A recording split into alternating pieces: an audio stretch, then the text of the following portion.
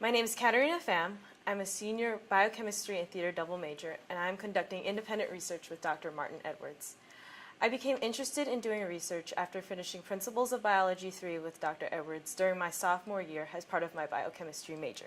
My research is in the field of vector biology, where a vector is something that can transmit diseases from one organism to another, like a tick, a mosquito, or a fly. I try to determine whether a tick is carrying a particular disease or not. The results of this research can be used in the diagnosis of tick bites. Our ultimate goal is to be able to tell your chances of getting, for example, Lyme's disease from a tick bite. It's exciting because this research has the potential to impact so many lives. Here I am in my lab, and in a typical experiment, I have a sample of ticks, and I try to determine whether the tick is carrying a particular disease or not.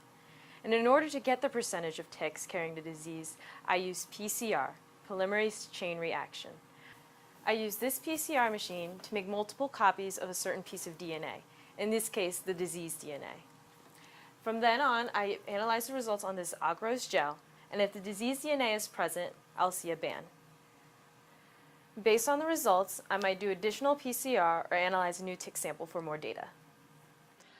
Doing research has taught me to constantly question and explore the facts presented to me, both inside the classroom and outside of it. When I started my research, I had a much more concrete view of what a fact was and what we really knew about science. But since then, I've learned that science is actually more about asking questions than getting answers.